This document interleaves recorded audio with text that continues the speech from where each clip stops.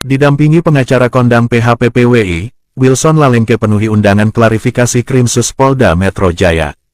Jakarta, Ketua Umum Persatuan Pewarta Warga Indonesia, Ketum PPWI, Wilson Lalengke mendatangi Krimsus Polda Metro Jaya, di Jalan Gatot Subroto, Jakarta Pusat, Kamis, tanggal 12 September tahun 2024.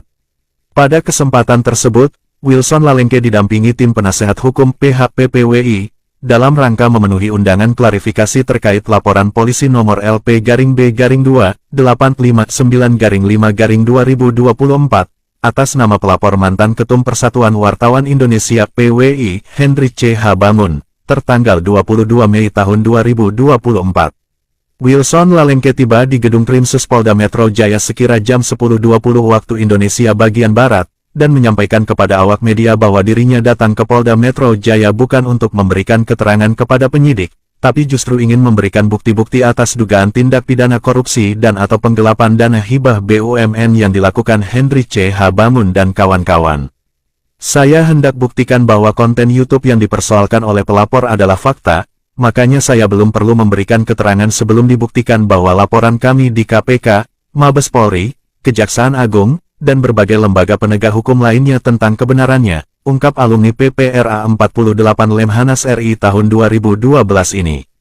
Berbagai dokumen dan data yang disampaikan ke Krimsus Polda Metro Jaya oleh Wilson Lalengke hari ini melalui tim pengacaranya, antara lain berkas laporan dugaan korupsi suap dana hibah BUMN ke KPK dan lembaga penegak hukum lainnya, slip bukti setoran pengembalian dana hibah, kwitansi penerimaan cashback dana hibah BUMN ke pegawai BUMN yang diklaim tidak pernah diterima oleh jajaran Forum Humas BUMN, laporan polisi ke Bareskrim Polri atas nama terlapor Hendrik C. H. Bamun oleh pelapor pengurus pusat PWI, Helmi Burman, dan setumpuk berkas bukti lainnya.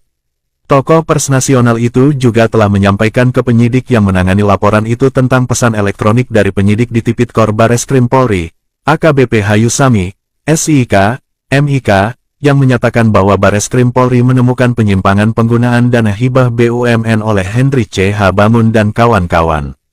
Terhadap laporan PWI tersebut sudah dilakukan pull bucket dan diperoleh informasi bahwa sudah dilakukan audit internal independen terkait penggunaan dana hibah BUMN, red tersebut di atas, dengan hasil, memang terdapat penyimpangan dan diputuskan terhadap pihak oknum internal yang telah menerima dana tersebut untuk mengembalikan uang tersebut kepada PWI. Demikian pesan WhatsApp AKBP Hayusami kepada Wilson Lalengke. Pada kesempatan yang sama para pengacara PPWI nasional yang mendampingi Wilson Lalengke, yang terdiri atas Advokat Dolfi Rompas SSOS, SH, MH, Advokat Alfansari, SH, MH, MM, dan Advokat Ujang Kosasi, SH, menjelaskan alasan dan dasar hukum mengapa pihaknya menolak kliennya dimintai klarifikasi. Kami menjelaskan kepada penyidik bahwa klien kami belum perlu dimintai keterangan, karena jelas ada SKB 3 Lembaga Polri, Kejagung, Kemenkominfo, Red tentang implementasi Undang-Undang ITE yang harus dipedomani oleh penyidik dalam memproses laporan terkait delik pelanggaran ITE, jelas Koordinator Tim PHPPWI, Advokat Dolfi Rompas. Sejalan dengan Dolfi Rompas, Advokat Ujang Kosasi menambahkan bahwa penyidik seharusnya cermat dan mendalami terlebih dahulu laporan dugaan pelanggaran Undang-Undang ITE, dan tidak semestinya langsung mengirim surat panggilan terhadap terlapor dalam perkara ini. Karena selain ada SKB Undang-Undang ITE, ada juga Peraturan Pemerintah, Nomor 43 Tahun 2018 tentang peran serta masyarakat dan pemberian penghargaan dalam pencegahan dan pemberantasan tindak pidana korupsi. Ini harus dipahami oleh penyidik. Wilson Lalengke sedang mengungkap dugaan tindak pidana korupsi yang diduga keras dilakukan Hendrik C. H. Bamun dan kawan-kawan, dan telah mengadukannya ke KPK. Kok malah dapat panggilan polisi sebagai terlapor? Seharusnya Wilson Lalengke mendapat penghargaan dari pemerintah, tegas advokat asal Banten ini dengan mimik heran. Masih dalam keterangannya, Ujang Kosasi menyampaikan bahwa tim PHPPWI akan mengawal terus kasus ini. Bila dipaksakan oleh penyidik Krimsus Polda Metro Jaya, maka ini akan jadi presiden buruk penegakan hukum di Indonesia yang dipertontonkan oleh Polda Metro Jaya, sebutnya. Pada kesempatan mendatangi Polda Metro Jaya, sejumlah anggota PPWI juga hadir menemani ketua umumnya, antara lain dari PPWI Karawang, PPWI Bekasi, PPWI Tangerang, PPWI DKI Jakarta, dan PPWI Pandeglang.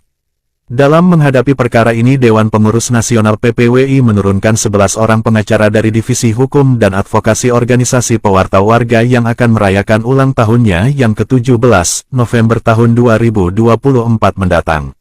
Sumber Tim Pred DPN PPWI Nasional. Pak Dolvi, hari ini bagaimana Pak Dolvi? Ya, hari ini pertama-tama tentunya kami mewakili Pak Yusuf Lengkei, kuasa hukum dari PPWI, bersama saya Dr. Obas, Ketua dan Organisasi Korban. Ya, kami datang saat ini berdasarkan panggilan dari Direktur Kriminal Khusus ya Polda Metro Jaya di unit 4 Subdit 3 Sumdaling.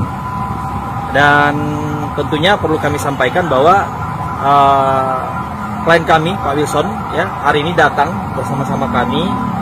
Beliau tentunya sebagai warga negara yang baik ya, datang berdasarkan panggilan ya, hadir di sini memiliki itikat baik ya untuk mengikuti prosedur ya, prosedur yang disampaikan oleh surat panggilan.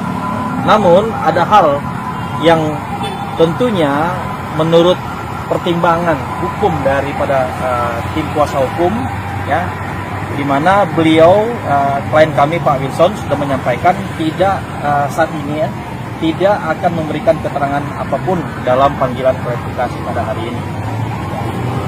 Sehingga kami tadi juga ya bertemu dengan penyidik ya, walaupun Pak Wilson tadi tidak sempat bertemu ya, namun kami mewakili beliau untuk jumpa dengan penyidik ya di unit 4 Subdit 3 Sumdaling ya, Direktur Kriminal Khusus Polda Metro Jaya.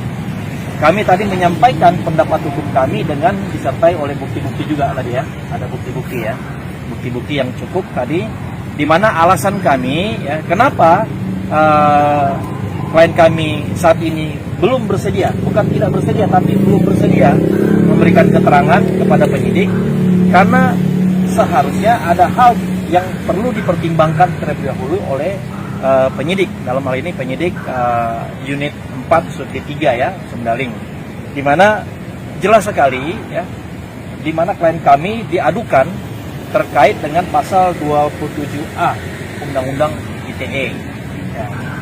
Nah, di dalam aduan tersebut mungkin penyidik tidak mengetahui bahwa terkait dengan aduan tersebut ada aduan lain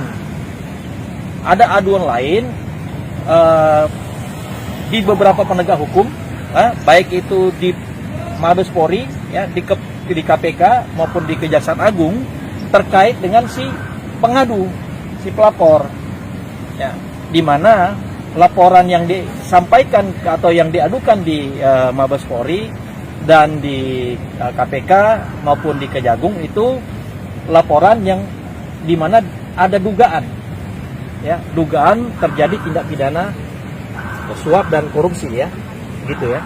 Itu. Jadi dengan adanya peristiwa tadi itu atau ada aduan lain pada penegak hukum, beberapa penegak hukum tadi yang kami sudah sampaikan, sehingga kami menyampaikan kepada penyidik unit 3 unit 4 ya Subdit 3 Sumdaling ini bahwa ini tidak artinya jangan dulu diproses lanjut terhadap aduan kepada klien kami. Kenapa? Karena ada yang namanya SKD Undang-Undang ITE, khususnya pasal 27, dulu pasal 27 ayat 3 yang sekarang sudah dirubah dengan pasal 27A ya nomor 1 tahun 2024. Apa isi daripada SKB tersebut? Ya, apa isinya? Ya, di sini disebutkan bahwa jika ada muatan atau konten ya tersebut berupa penilaian, ya, penilaian, pendapat atau hasil evaluasi atau sebuah kenyataan, maka bukan termasuk delik pencemaran nama baik. Jadi bukan termasuk delik pencemaran. Kan yang disampaikan ini adalah merupakan bagian dari pendapat, penilaian dan evaluasi. Ada bukti-bukti, ya kan? Itu yang pertama. Dan yang kedua, ya, dalam fakta yang dituduhkan, ya, dalam fakta yang dituduhkan kepada klien kami, itu merupakan perbuatan yang sedang dalam proses juga.